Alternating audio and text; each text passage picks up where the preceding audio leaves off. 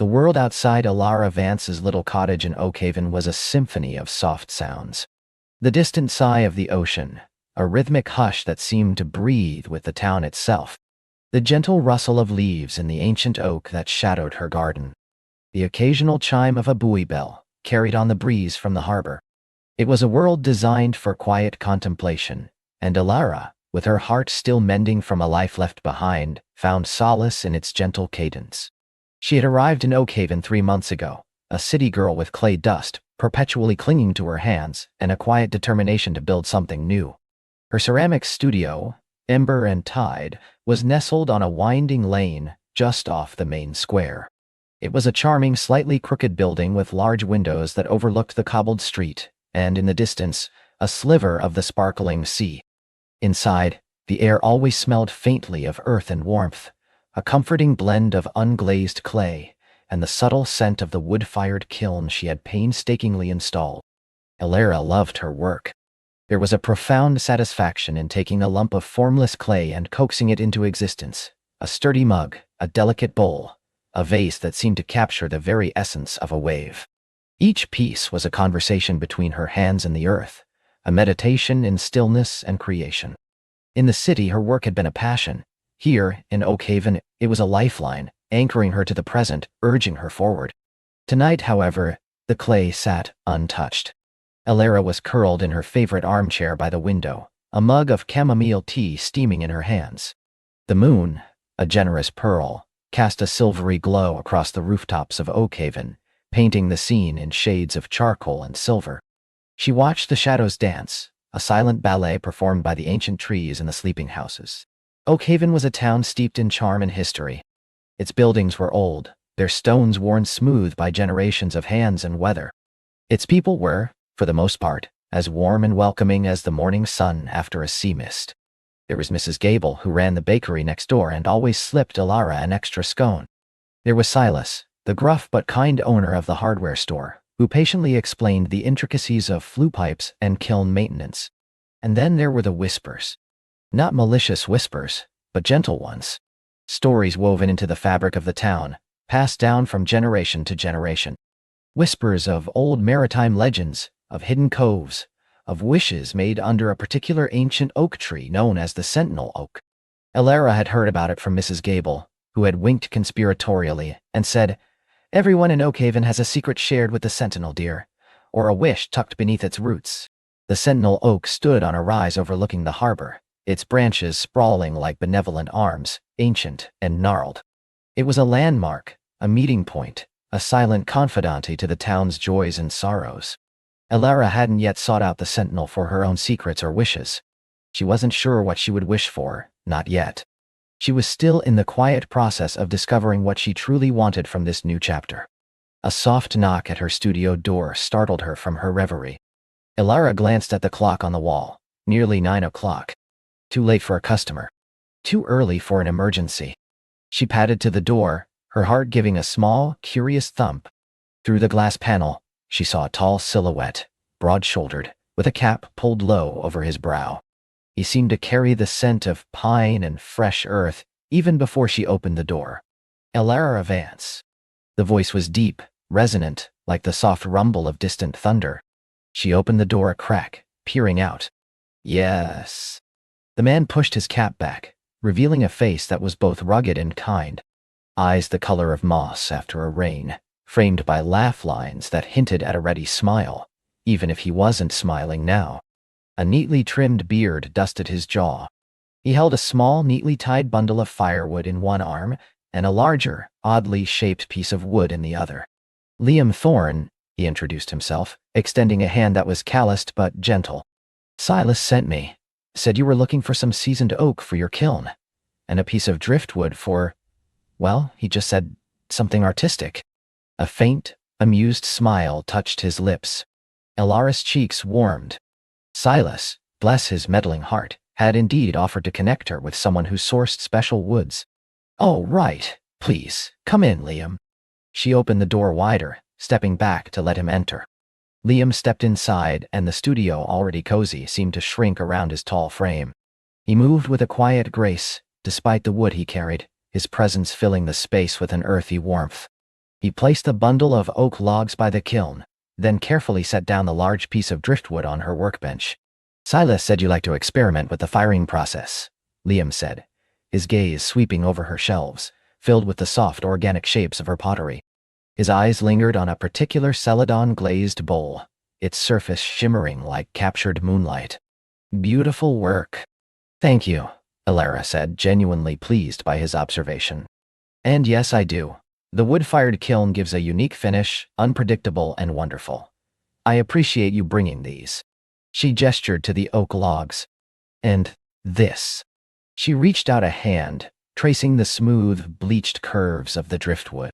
It was a stunning piece, twisted and sculpted by the sea, resembling the ancient roots of a tree or the graceful curve of a bird's wing. It's magnificent. Thank you for thinking of me. It washed ashore after the last storm, Liam explained, his voice softening. I found it near the old lighthouse. Knew it had potential. Silas mentioned you could make anything beautiful. Alara felt a blush creep up her neck. Compliments often flustered her, especially unexpected ones. Well, I'll certainly try to do it justice. She looked up at him, meeting his steady gaze. Up close, his eyes held a quiet depth like sun-dappled forest pools. I heard you were new to Oakhaven, Liam continued, his hands tucked into the pockets of his worn work trousers. Settling in? As much as one can in 3 months, Alara replied, a small smile playing on her lips. It's different from the city.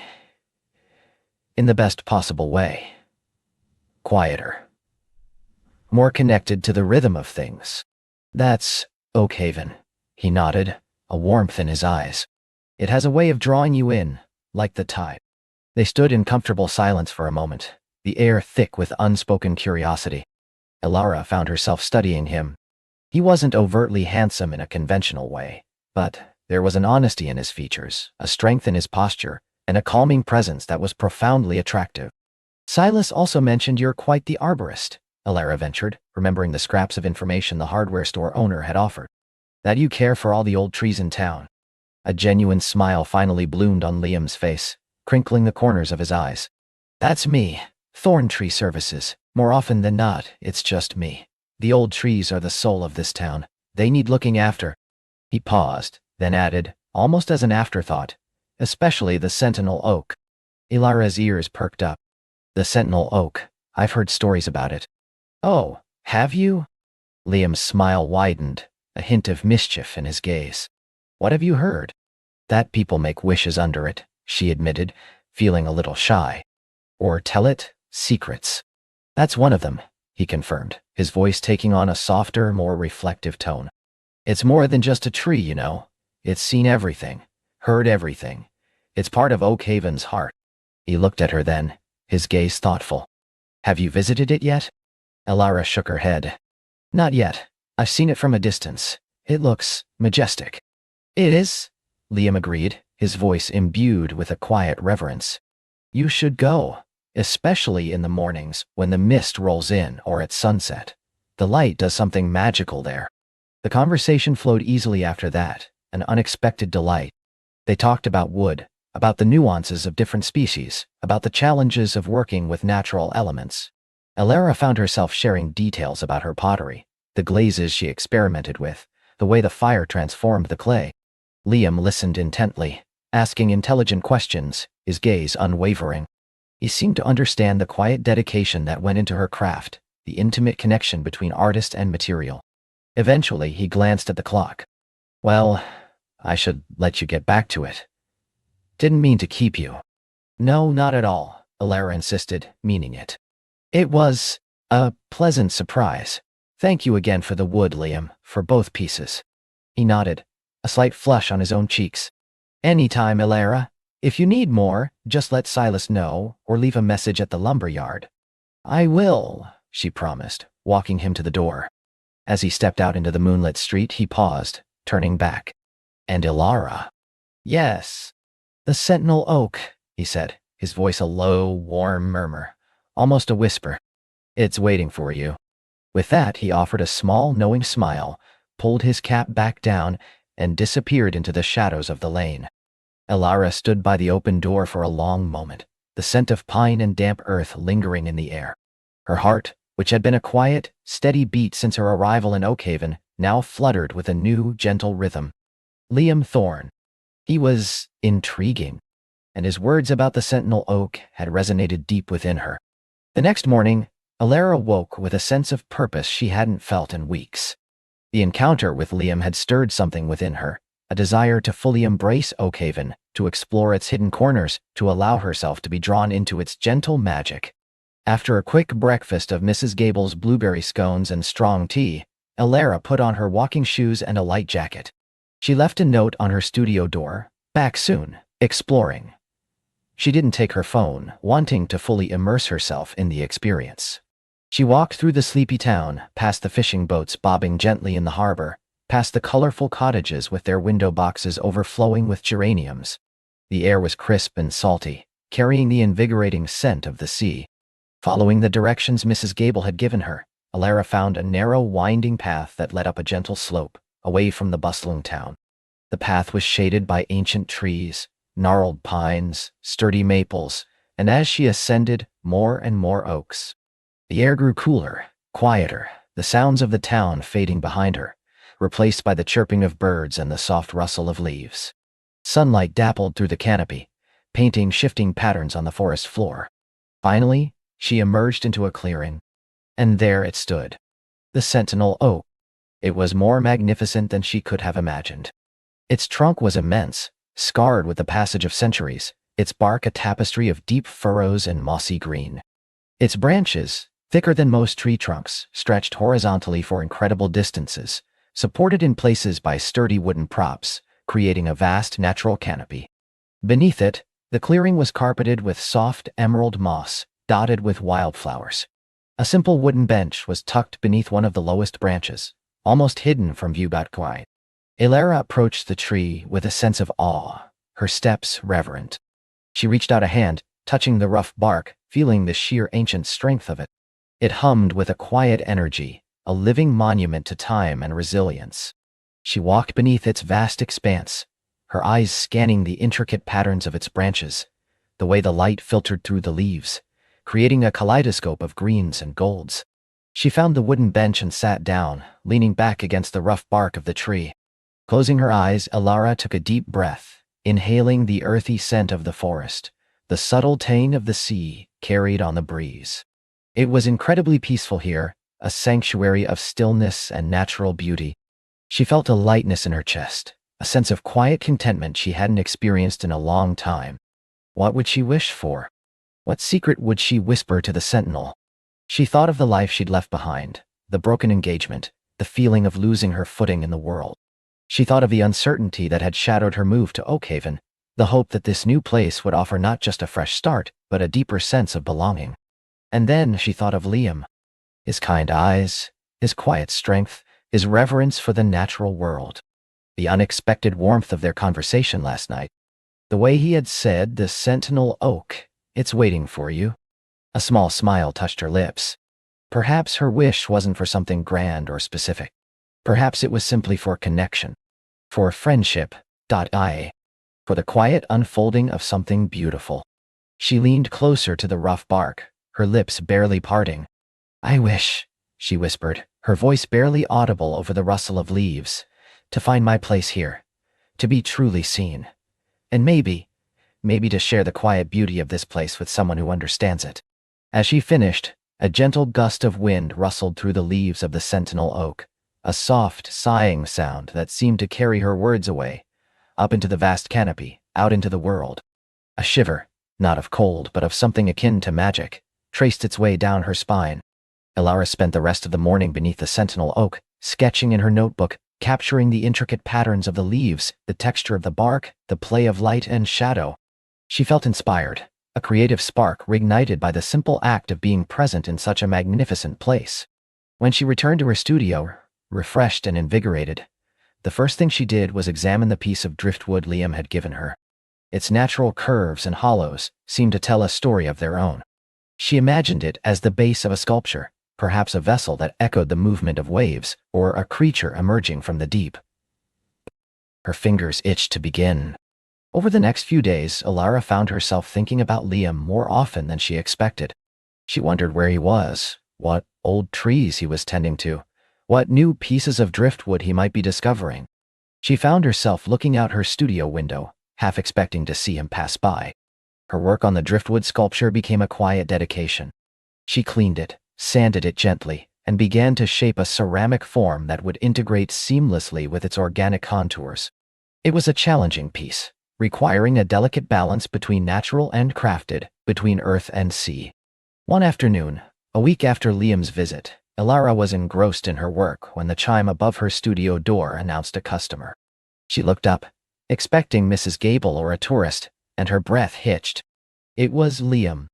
He stood just inside the doorway, a canvas bag slung over his shoulder, a sheepish smile on his face. He wore the same kind of work clothes as before, but today, his moss-green eyes seemed to hold a particular sparkle. "Ilara," he greeted, his voice as warm and comforting as she remembered. "Hope I'm not interrupting." "Not at all," she managed, her hands automatically wiping clay dust on her apron. "Just finishing up a piece." She gestured to the workbench, where the driftwood sculpture now sat, its ceramic elements beginning to take shape. Liam walked closer, his gaze immediately falling on the sculpture. He stopped, silent, his expression one of quiet admiration. "The driftwood," he murmured, reaching out a hand, then pulling it back, respecting the space of her creation. You've made it sing." Ilara felt a thrill of pleasure at his words. "I'm trying," she confessed, a shy smile gracing her lips. "It's a challenge, but a rewarding one." "It's beautiful," he said, his eyes meeting hers. "Exactly what I imagined, more even." He paused, then indicated the canvas bag. "I actually came by for something else. I was pruning some of the elderberry bushes up near the old lighthouse, and I found these." He reached into the bag and pulled out a handful of smooth, perfectly round stones, each one a different shade of gray and blue, worn smooth by the relentless tumbling of the ocean. "Sea glass, too," he added, pulling out a few shards of iridescent green and cobalt blue, polished by the waves into ethereal jewels. "Thought you might find a use for them. For your glazes, maybe. Or just for inspiration." Ilara took the stones and sea glass, holding them in her palm. They were cool and smooth, miniature treasures. "Oh, Liam, they're lovely. Thank you. They truly are. I can definitely use these." Her mind was already racing with possibilities, incorporating them into a mosaic, using their colors to inspire new glazes, or simply keeping them as talismans of Oakhaven's wild beauty. "No trouble at all," he said, his gaze lingering on her face. I thought of you." The simple honesty of his words sent a warmth spreading through Ilara's chest. "That's very kind of you." They fell into easy conversation again, talking about her pottery, his work with the trees, the subtle changes in the seasons. He told her a humorous story about rescuing a particularly stubborn cat from the top of a very tall pine tree. She recounted a mishap with a runaway clay wheel that had resulted in a studio covered in beige splatter. Laughter filled the studio, light and genuine. Liam eventually steered the conversation to the Sentinel Oak. "Did you ever make it up there?" he asked, his eyes twinkling. Ilara hesitated, then nodded. "I did. It's magnificent. Truly." "And," he prompted, a gentle curiosity in his voice, "did you whisper anything to it?" She felt a blush creep up her neck again, but there was no teasing in his eyes, only genuine interest. "Maybe a wish or two," she admitted softly. "It felt profound." Liam nodded, his expression serious now. "It always does. It's a place where you can feel the weight of time and the lightness of hope all at once." He paused, then added, his voice a low, almost intimate tone. "Sometimes, I think the Sentinel whispers back." Ilara looked at him, a flicker of something new passing between them. A shared understanding, a quiet recognition of the magic that lay beneath the surface of everyday life. "I was actually wondering," Liam continued, breaking the spell slightly, "if you'd be interested in coming with me sometime. I have to go up there next week to check on some of the old branches.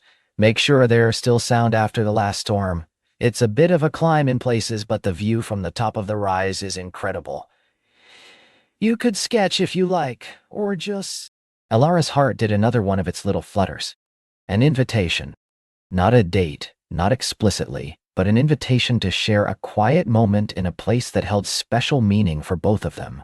It felt significant. "I'd like that very much, Liam," she said, her voice soft but firm. "I'd like that a lot." He smiled, a slow, radiant smile that transformed his whole face. "Great. I'll stop by next week, let you know the day. It depends on the weather, mostly." As he left that day, Ilara felt a renewed lightness in her step. The sea glass and stones felt warm in her hand, tangible reminders of his thoughtfulness. The driftwood sculpture seemed to hum with new energy. And the prospect of spending more time with Liam, beneath the ancient, whispering branches of the sentinel oak, filled her with a quiet, exhilarating anticipation. Oakhaven, she realized, was not just a place for a fresh start. It was a place where new stories were beginning to unfold, soft as the ocean's sigh, and as full of promise as the first light of dawn. The glass and stones, still warm from his hand, nestled now on her bedside table, tangible reminders of his thoughtfulness. The driftwood sculpture seemed to hum with new energy, its intricate form catching the last rays of the setting sun, casting dancing shadows on her cottage wall. And the prospect of spending more time with Liam, beneath the ancient whispering branches of the sentinel oak, filled her with a quiet, exhilarating anticipation. Oakhaven, she realized, was not just a place for a fresh start. It was a place where new stories were beginning to unfold, soft as the ocean's sigh, and as full of promise as the first light of dawn. Ilara spent the rest of the evening in a gentle haze of contentment. She brewed a cup of fragrant chamomile tea, the steam curling around her face like a soft embrace, and settled into the worn armchair by the window. The sound of the ocean, ever present, was a lullaby, and the faint scent of salt and pine drifted in through the slightly open pane.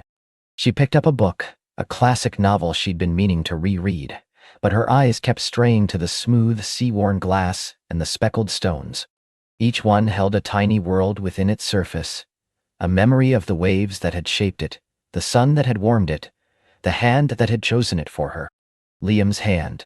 His quiet strength, the thoughtful way he listened, the easy comfort of his presence, it all resonated deeply within her. She'd spent so long feeling unseen, unheard, a cog in a machine that demanded more than it ever gave.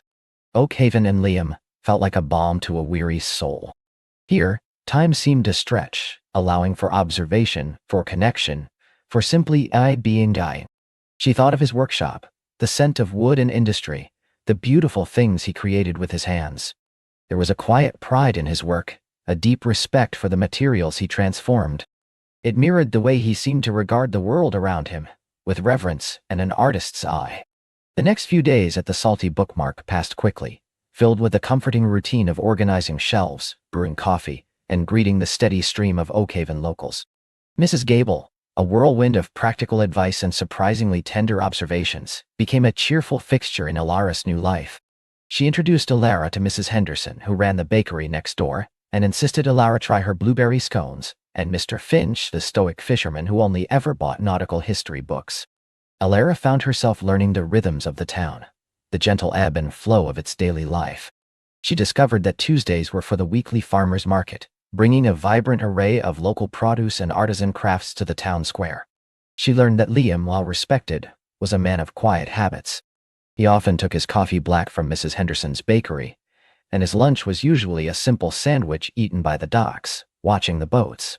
He wasn't a recluse, but he wasn't one for boisterous crowds either. He seemed to exist in a space of his own making, connected to Oakhaven, yet somehow apart, much like the Sentinel Oak itself. Ilara would occasionally catch a glimpse of him through the shop window, a flash of his dark hair, the purposeful set of his shoulders as he walked past, perhaps carrying a length of lumber or a finished piece of his art. Each time, a warmth would spread through her chest, a quiet acknowledgement of his presence in her new world. One afternoon, a few days after their encounter by the oak, Ilara found herself with an unexpected lull at the shop. The sky had turned a soft, pearly gray, hinting at an approaching mist, and the usual mid-afternoon rush had dwindled. With Mrs. Gable engrossed in recounting a particularly dramatic saga, involving a lost cat and a very determined seagull to a captivated customer, Ilara felt a pull towards the coast. She slipped out the back door, promising to be back before the rush, and walked along the winding path that led to the beach, her heart beating with a gentle anticipation. The air grew cooler as she neared the shore, carrying the bracing tang of salt and damp earth. The sound of the waves, usually a distant murmur, grew louder, a steady, rhythmic sigh. She walked until she reached the familiar curve of the cove, the one where the sentinel oak stood sentinel, its massive branches reaching towards the churning gray sky. And there he was. Liam sat on a gnarled root of the ancient tree, a sketchbook open on his lap, his dark head bent in concentration. He was sketching the sea, Alara realized, the shifting patterns of the waves, the interplay of light and shadow on the water. A soft worn canvas bag lay beside him, likely filled with tools or perhaps more treasures from the sea. He looked utterly at peace, a part of the landscape, as natural as the weathered stone and the resilient trees. Alara hesitated, not wanting to disturb his quiet focus. But then, as if sensing her presence, he looked up. His eyes, the color of the deepest part of the ocean, met hers, and a slow, genuine smile spread across his face. It was a smile that reached his eyes, crinkling the corners, and it sent a surprising shiver of warmth through Alara. "Alara," he said, his voice a low, welcoming sound. "I had a feeling you might find your way here." He patted the root beside him. "Join me." She walked towards him, her steps light, and settled onto the root, feeling the rough bark beneath her fingers. The air was soft and cool, carrying the scent of pine and damp earth. The ocean stretched out before them, a canvas of shifting grays and muted blues. "What were you drawing?" she asked, gesturing to his sketchbook. He turned the page towards her. It was a charcoal sketch, alive with movement. The power of the waves was captured in sweeping lines, the delicate spray in tiny, precise strokes. There was a raw beauty to it, a sense of wildness tamed by his art. "The ocean," he murmured, his gaze returning to the horizon. "It's never the same, is it? Always moving, always changing, always telling a different story." "No," Alara agreed softly. She watched a wave crest and break, scattering foam like lace upon the sand. "It's like a living thing. You could watch it forever and never see the same moment twice." They fell into a comfortable silence, simply observing. Alara felt a profound sense of peace settle over her, a quiet contentment that had been elusive for so long. Here, with Liam, beneath the benevolent gaze of the sentinel oak, she felt truly present. "How are you settling into Oakhaven?" he asked, his voice breaking the stillness. "Beautifully," she replied, turning to him. "It's everything I hoped for, and more. The shop is wonderful. Mrs. Gable is a delight, and the town, it feels like home already." She paused, then added, "It's so different from where I came from. Busy, loud, always rushing." He nodded, understanding in his eyes. "The city can demand a lot. Oakhaven she gives. She asks for patience, for observation, for a slow hand, but she gives back in abundance." "She does," Ilara agreed, thinking of the quiet beauty she'd found here, the genuine smiles, the sense of community. "I feel like I'm finally breathing again." She hesitated, then found herself speaking a truth she hadn't yet voiced aloud. "Before, I felt like I was constantly holding my breath, waiting for something to go wrong, or just trying to keep up." Liam listened, his gaze steady and unwavering. He didn't offer platitudes or try to fill the silence. He simply heard her. "That's a heavy way to live," he said finally, his voice gentle.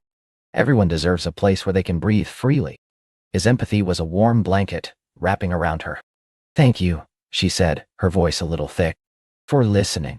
He offered her another small, genuine smile. "It's easy when someone has something worth hearing." He then gestured to the surrounding woods. "Would you like to walk a little? The mist is coming in, and it paints the forest in a different light." Ilara's heart gave a little leap. "I'd love to." They rose, Liam carefully closing his sketchbook and tucking it into his bag. He led the way along a narrow winding path that snaked away from the oak, deeper into the coastal forest. The air grew cooler, and a delicate veil of mist began to drift through the trees, softening the edges of the world. The pines stood like silent sentinels, their needles damp and fragrant. Liam pointed out various things along the way: a cluster of mushrooms clinging to a moss-covered log, their caps like tiny umbrellas, the intricate pattern of lichen on a rock, a bird's nest tucked high in the branches cleverly camouflaged. He spoke with a quiet reverence for nature, his knowledge of the local flora and fauna deep and intuitive. "See these," he said, kneeling beside a patch of small, delicate flowers, their petals a vibrant purple against the damp earth. They're called sea thrift. They thrive in harsh conditions right by the ocean, but they bloom so beautifully. He plucked one gently, offering it to her. Resilience, beauty, and finding joy where you can. A good lesson, wouldn't you say? Elara took the tiny flower, its petals soft as velvet against her fingertip. A very good lesson, she agreed, tucking it behind her ear. It felt like a tiny, secret blessing. They walked for a while longer, their conversation flowing easily, punctuated by comfortable silences. They talked about books. Liam admitted to a fondness for adventure stories and tales of the sea, and about art, and the simple pleasures of Oakhaven. Elara found herself telling him about her love for old stories, the way they connected generations, and her fascination with the history of objects. That's why I love working with wood, Liam mused. Every piece has a history. The tree it came from, the storms it weathered, the years it stood, and then you give it a new story, a new purpose. It's a collaboration, really. Like the sculpture you made, Elara said, thinking of the elegant piece he'd left her. You saw something in that driftwood that no one else did. He smiled, a genuine warmth in his eyes. Sometimes it just takes the right person to see it. His gaze lingered on hers for a moment, and Elara felt a blush creep up her neck. The mist seemed to thicken around them, creating a private world, a soft, ethereal cocoon. As the light began to fade further, hinting at dusk, Liam turned. We should probably head back before the mist completely swallows the path. They returned to the edge of the forest, the sentinel oak looming majestically through the swirling vapor. The air was cool and damp, and the distant sound of the foghorn carried across the water, a mournful yet comforting call. Thank you for the walk, Liam, Elara said, genuinely. It was beautiful. My pleasure, Elara, he replied, his voice soft. He reached into his canvas bag and pulled out a small, intricately carved wooden bird. It was no bigger than her thumb, made from a dark, smooth wood, its wings spread as if in mid-flight. I've been working on this, I thought. It might remind you of the sea thrift. Resilience. He pressed it into her hand. It was smooth and cool, then warmed quickly from her touch. The craftsmanship was exquisite, each tiny feather, each curve of the wing, perfectly rendered. It was another gift, another piece of his artistry, given with such quiet sincerity. Liam, she whispered, touched beyond words. It's beautiful. Thank you. She felt a lump in her throat. No one had ever given her such thoughtful personal gifts. Just a small token, he said, his gaze gentle. For a kindred spirit. He hesitated, then added, Perhaps you'd like to see my workshop sometime? I could show you some of the larger pieces I'm working on, or even some of the raw materials I find. Elara's heart gave a happy flutter. This was more than an invitation. It was an opening, a deeper step into his world. I would love that, Liam, she said, her voice filled with genuine enthusiasm. Truly. Good, he said, a quiet satisfaction in his tone. How about Saturday afternoon, after the shop closes? Saturday afternoon sounds perfect, she confirmed, holding the tiny wooden bird carefully in her palm. They walked together back towards town, the mist swirling around them, softening the edges of the world. The lights of Oakhaven began to twinkle through the haze, warm and inviting. They parted ways at the edge of the main street, a shared smile and a quiet understanding passing between them. Elara walked back to her cottage, the tiny wooden bird clutched in her hand, the sea thrift flower still tucked behind her ear. The mist felt less isolating now, more like a gentle embrace. The thought of Saturday afternoon, of seeing Liam's workshop, filled her with a delicious warmth. She imagined the scent of wood, the quiet hum of tools, the stories behind each piece. She thought of his kind eyes, his patient listening, the way he saw the hidden beauty in things, in a patch of wildflowers, in a piece of driftwood, in a person. She realized that Liam wasn't just observing the world around him, he was observing each hair. And in his gaze she felt seen, truly seen, for the first time in a very long time. That night, as she placed the wooden bird beside the sea glass and stones, her small cottage felt more like a sanctuary than ever before. The ocean's sigh outside her window was a lullaby, and the prospect of the coming weekend, of shared moments and unfolding stories with Liam, promised dreams as sweet and hopeful as the first blush of dawn. Oak Haven was not just a fresh start, it was a quiet, profound beginning. The week that followed was a quiet symphony of anticipation. Elara found herself humming old forgotten tunes as she arranged wildflowers in a small vase, her gaze often drifting to the wooden bird perched proudly amongst her sea glass. It wasn't just a carving, it was a promise, a tangible piece of a connection she hadn't known she was missing. The rhythm of Oak Haven, once merely a backdrop to her solitude, now felt like a prelude to something beautiful. Each morning, the salty breeze carried not just the scent of the ocean, but a subtle hum of excitement that settled deep within her bones. She spent her workdays at the small bookstore, arranging shelves and recommending tales of faraway lands, her mind occasionally wandering to Liam's quiet strength, the way his eyes crinkled at the corners when he smiled, the gentle cadence of his voice. She found herself imagining him in his workshop, wood shavings curling around his feet, his hands coaxing life from a block of timber. It was a comforting image, a testament to a man deeply rooted in his craft and, she suspected, in himself. By Friday afternoon, as the last customer left the bookstore and she locked the door, a flutter of nerves mingled with her excitement. She had lived a life of careful planning, of predictable outcomes, and this burgeoning connection with Liam felt wonderfully, thrillingly unscripted.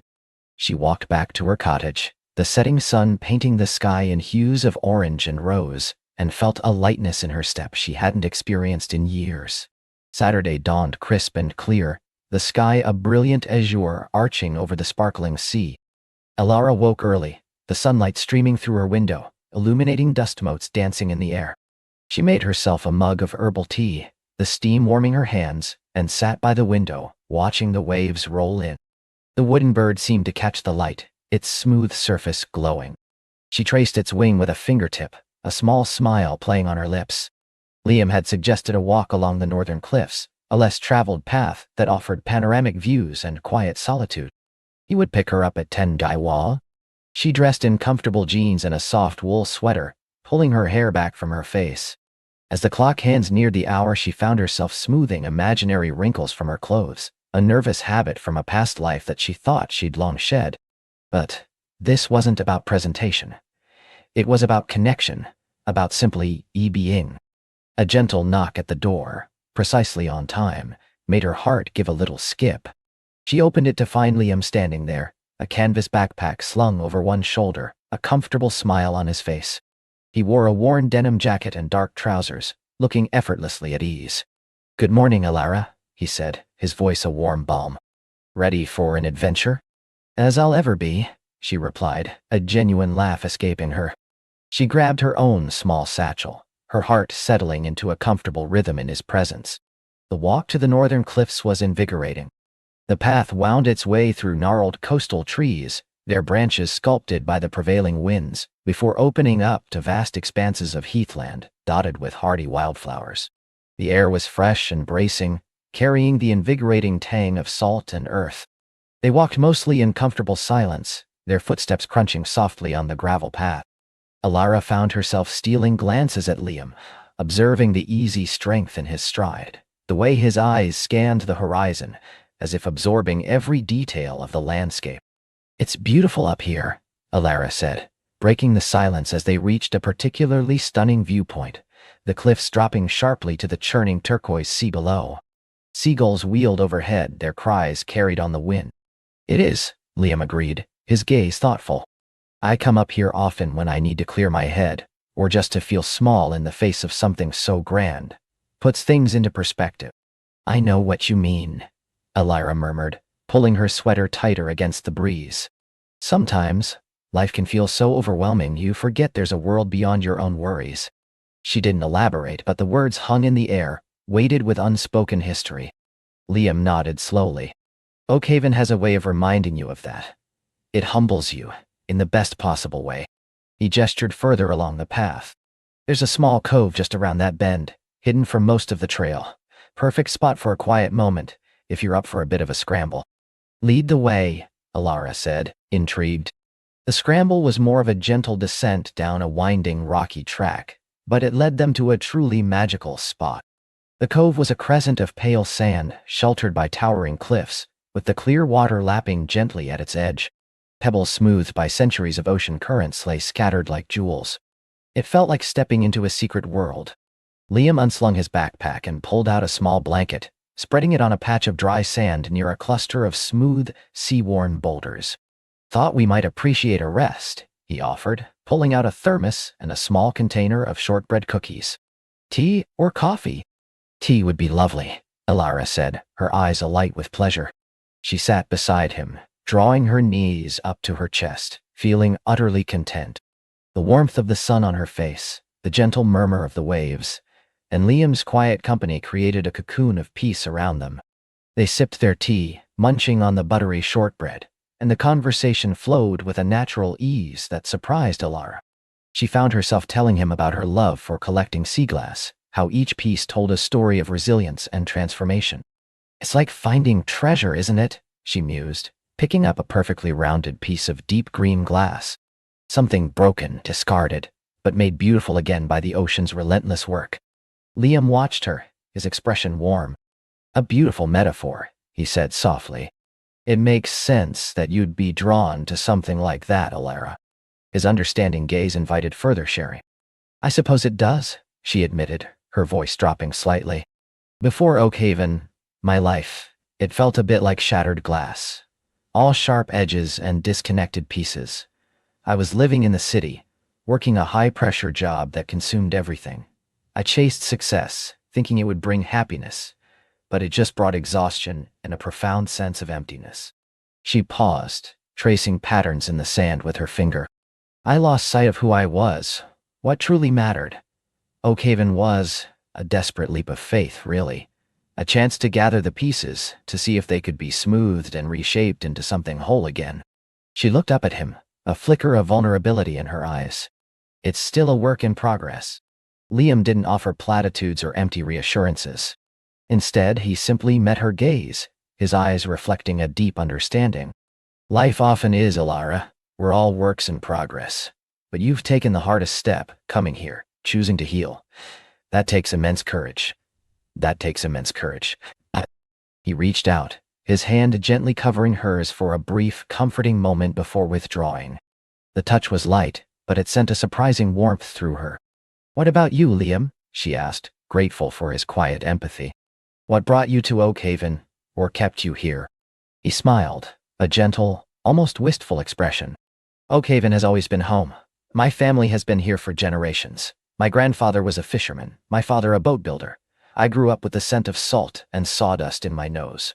He picked up a smooth stone, turning it over in his fingers. "I tried leaving once, went to a bigger city to study art, thought I needed to escape the small-town life to truly find my creative voice." He chuckled softly. "Turns out my voice was here all along. The city was too loud, too fast. I missed the rhythm of the tides, the quiet conversations with the wood. I missed the feeling of belonging to something ancient and enduring."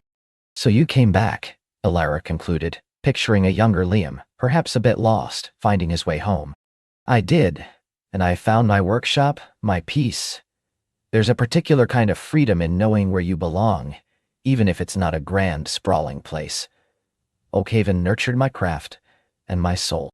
He looked out at the sea, his expression serene. "It's a privilege, really, to be able to wake up every day and do something you love, surrounded by beauty." They talked for what felt like hours, sharing more intimate details of their lives, their hopes, and the quiet struggles that had shaped them. Alara learned that Liam had a deep respect for the natural world, not just for its beauty, but for its lessons in patience and perseverance. He spoke of the unique grain of different woods, the way each piece held its own story, much like her sea glass.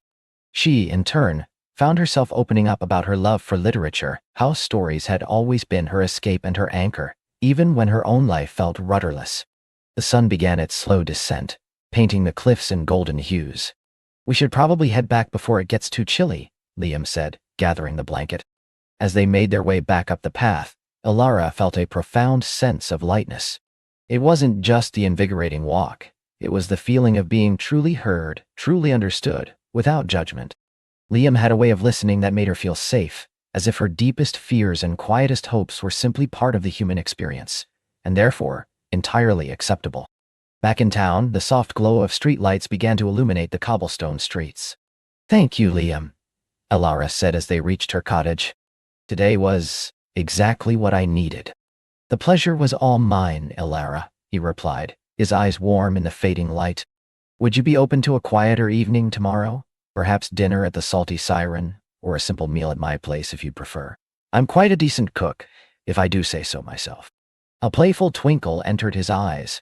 Alara laughed. The Salty Siren sounds lovely. I haven't had a proper meal out since I arrived. The thought of a cozy evening, sharing food and conversation with Liam, sent a pleasant warmth through her. Excellent. 7 o'clock? Perfect. Tight. He lingered for a moment, and Alara felt a subtle current of unspoken emotion between them. He raised a hand as if to touch her cheek, then let it fall, a small, endearing hesitation. Good night, Alara. Good night, Liam. She watched him walk away, his silhouette receding into the twilight before she stepped inside her cottage. The air inside felt warmer, brighter somehow. She placed her satchel down and walked over to the windowsill, her gaze falling on the wooden bird. It seemed to pulse with a quiet energy, a symbol of the gentle unfolding that was happening in her life. Sunday arrived with a soft, misty rain that transformed Oakhaven into a landscape of muted greens and grays. The air smelled of wet earth and sea salt, and the sound of the rain drumming on the roof was a comforting backdrop to her day. Alara spent the afternoon reading by the fire, a mug of tea steaming beside her, feeling a peaceful contentment she hadn't known was possible. When it was time to get ready for dinner, she chose a dress the color of twilight, simple yet elegant, and brushed her hair until it shone. A light touch of makeup, and she felt ready. Not to impress, but to simply eBay with Liam. He was waiting for her outside the Salty Siren, a charming little restaurant with a warm, inviting glow emanating from its windows. He held the door open for her, his smile easy and genuine. Inside, the rustic interior was cozy, filled with the murmur of conversation and the clinking of cutlery. They were seated at a small table by a window where they could watch the rain streaking down the glass. Over fresh seafood and lively conversation, Alara found herself relaxing even further into Liam's company. He told her stories of Oakhaven's eccentric characters, shared anecdotes from his childhood, and spoke with passion about the challenges and rewards of working with wood. He had a quiet wit that made her laugh easily, and a contemplative side that resonated deeply with her own introspective nature. You know, Alara said, swirling the last of her wine in her glass, I used to think my life had to be this grand dramatic narrative. Big city, big career, big achievements. Anything less felt like failure. She sighed faintly. Oakhaven, and meeting people like you, has shown me the beauty in the quiet, the profound joy in simplicity. Liam reached across the table, his hand covering hers once more, this time with a more lingering pressure. There's immense strength in quiet, Alara, and profound beauty in simplicity. It takes courage to seek it out, to embrace it. You're doing something truly brave here. His thumb gently stroked the back of her hand, sending a shiver of warmth through her. The touch was electric, a silent communication of comfort and growing affection. Alara looked into his eyes, and again she felt that sense of being utterly seen, utterly understood. It was a feeling she was rapidly coming to cherish. As they walked back to her cottage under the gentle rain, Liam held an umbrella over them, their shoulders occasionally brushing. The world felt muted and intimate, just the two of them in a bubble of soft light and quiet conversation. At her door they paused. The rain had softened to a drizzle, and the air was cool and fresh. Thank you for a wonderful evening, Liam, Alara said, her voice a little softer than usual. The pleasure again was all mine, he replied, his gaze intense, yet gentle. I truly enjoyed our time together, Alara, more than I can say. He hesitated, then leaned in slightly. Alara's breath caught in her throat, her heart thrumming. He didn't kiss her, not yet. Instead, he simply rested his forehead against hers for a fleeting moment, a gesture of deep tenderness that spoke volumes. The scent of wood smoke and sea air clung to him, a comforting masculine presence. Good night, he whispered, his voice a low rumble. Good night, Liam, she whispered back, her eyes still closed for a moment after he pulled away. When she finally opened them, he was already turning, walking slowly back down the path, his figure disappearing into the soft glow of the lamplit street. Alara stepped inside, her fingers rising instinctively to her forehead where his had rested. The sensation lingered, a warm imprint. She leaned against the closed door, a soft smile gracing her lips. The weekend had been even more wonderful than she had dared to hope. It wasn't just a fresh start anymore. It was a deeply felt, profoundly hopeful beginning. And as she looked at the wooden bird on her windowsill, now bathed in the soft glow of her bedside lamp, she knew this quiet, profound beginning was only just unfolding. The ocean sigh outside her window was no longer just a lullaby. It was a promise, whispered on the wind, of shared moments and stories yet to be told, waiting just beyond the horizon. The ocean's sigh outside her window was no longer just a lullaby. It was a promise, whispered on the wind, of shared moments and stories yet to be told, waiting just beyond the horizon. Amelia embraced the unfolding. Her days in Sea-Watch settled into a comforting rhythm. Mornings began with the scent of salt and brewing coffee. Afternoons were spent tending her small garden or exploring the winding paths that led to hidden coves. She volunteered at the local library, her quiet efficiency appreciated by Mrs. Gable, a woman with a smile as warm as fresh-baked bread. Amelia found herself drawn to the town's small, vibrant community, the way people greeted each other by name, the shared glances of understanding. One crisp Tuesday, a loose hinge on her kitchen cupboard prompted a visit to Elias's Timber and Tides, a workshop she'd often admired from the street. The air inside was a rich tapestry of scents, sawdust, cedar, and something faintly sweet, like beeswax. Sunlight streamed through a high window, illuminating motes of dust dancing around a man bent over a workbench. He straightened at the sound of her entrance, revealing a kind face framed by dark, slightly unruly hair, and eyes the color of the sea just before a storm, gray-blue, deep, and thoughtful. He was older than her, perhaps late 30s, with a quiet strength in his hands and a gentle smile that crinkled the corners of his eyes. "Can I help you?" he asked, his voice a warm baritone, like the low hum of a distant boat. Amelia explained her predicament, feeling a blush creep up her neck. "It's just a hinge, really, but I'm not very handy." He chuckled softly. "No problem at all. Elias Thorne, at your service." He extended a hand, calloused but firm. "And you must be Amelia," Mrs. Gable mentioned the new resident at the old lighthouse keeper's cottage. "Amelia Vance," she replied, shaking his hand. His touch was unexpectedly comforting. "It's a beautiful cottage." "It is," he agreed, a nostalgic glint in his eyes. "My grandfather was the lighthouse keeper there for a time. It holds a lot of history." He picked up a small, intricately carved wooden whale from his bench. "Tell you what, I can swing by later this afternoon. Take a look. No charge for a new neighbor." Amelia felt a warmth spread through her. "That would be wonderful, thank you."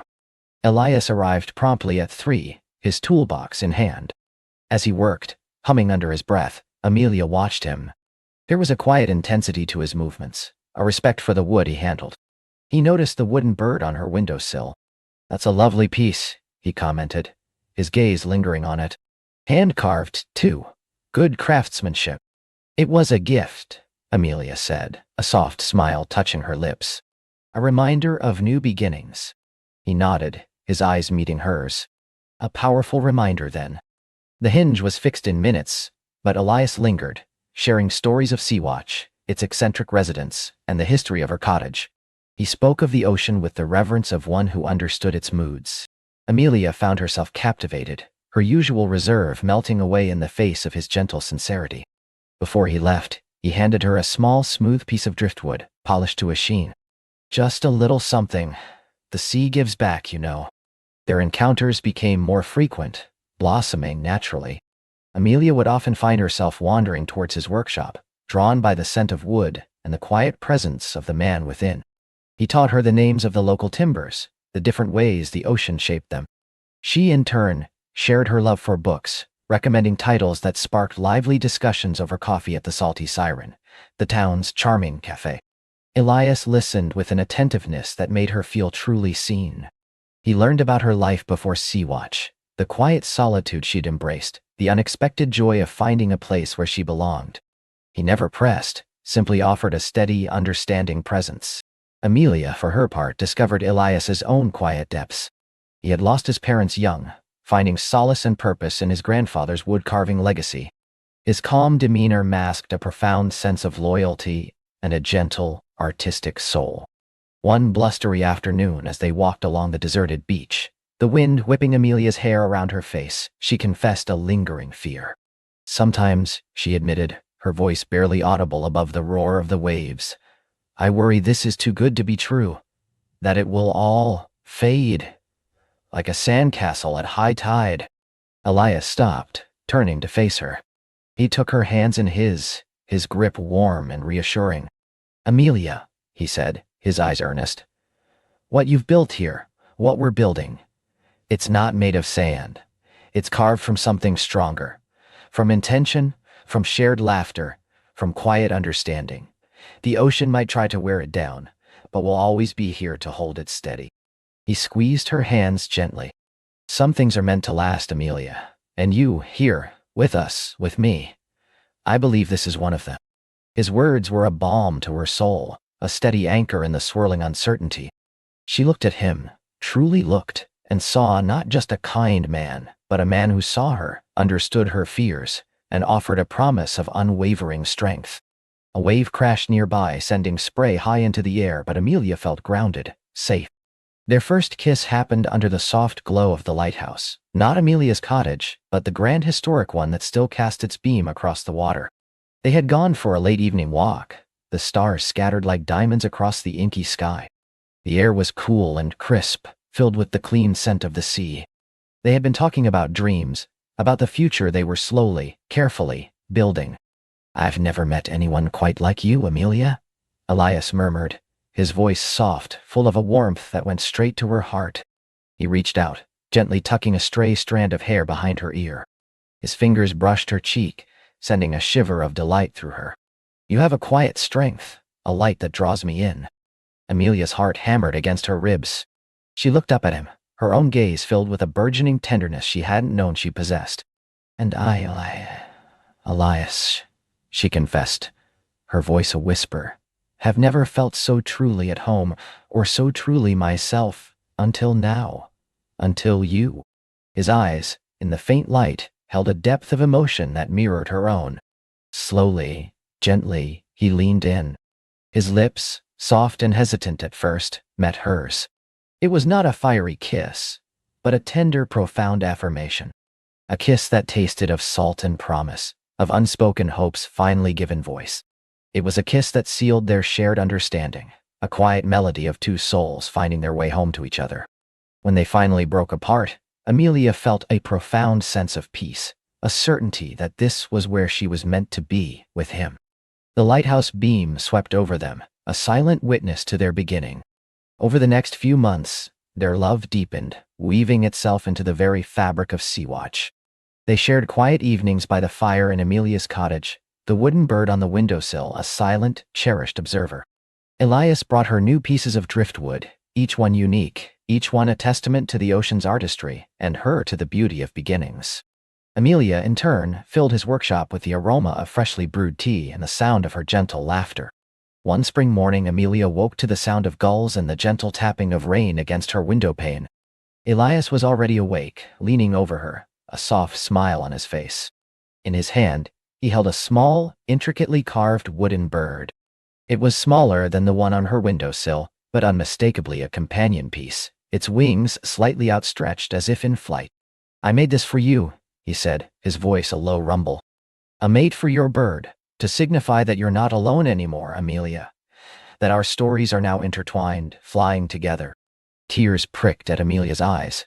She reached out, her fingers tracing the delicate carving. It's beautiful, Elias, she whispered, her voice thick with emotion. Perfect. He took her hand, his thumb stroking her knuckles. And there's something else. He paused, his gaze earnest, full of a hopeful anticipation that made her heart flutter. Amelia, I love you, more than the sea loves the shore. I can't imagine my life, or this town, without you in it. Will you stay with me, forever? Marry me? Amelia's breath hitched. A wave of pure joy washed over her, warm and exhilarating. This was it. The promise whispered on the wind, now spoken aloud, tangible and real. Yes, she breathed, tears finally spilling down her cheeks. Oh, Elias, yes, 1,000 times yes. He leaned in, kissing her with a tenderness that spoke of all their shared moments and all the ones yet to come. The rain outside seemed to soften, becoming a gentle patter, a rhythmic applause. Amelia and Elias were married that summer, a small heartfelt ceremony on the beach at sunset, surrounded by the loving faces of their Sea-Watch family. Mrs. Gable wiped away happy tears, the fishermen cheered, and the ocean, a benevolent witness, offered its timeless symphony. The wooden bird, and its new companion, sat perched on a driftwood arch, overlooking the vows, symbols of a journey that had led to this profoundly beautiful destination. Amelia Vance, now Amelia Thorne, stood beside her husband, the sea breeze tangling their hair together. Her heart, once a quiet, carefully guarded space, was now full to bursting, overflowing with love, belonging, and an exhilarating sense of peace. She had found her fresh start, yes, but she had found so much more. She had found a home not just in a cottage, but in a community, and most profoundly, in the loving heart of Elias. As the sun dipped below the horizon, painting the sky in hues of rose and gold, Elias wrapped his arm around her, pulling her close. "Forever, my love," he whispered against her hair. Amelia leaned into his embrace, her gaze sweeping across the familiar, beloved landscape of Sea-Watch, then resting on the two small wooden birds, silhouetted against the fading light. The ocean's sigh was no longer just a lullaby. It was a hymn, a celebration of shared moments and stories being told. A lifelong promise whispered on the wind, waiting just beyond every beautiful horizon they would face together. And as she drifted to sleep that night, nestled beside the man she loved, Amelia knew, with a quiet certainty, that her story had truly just begun.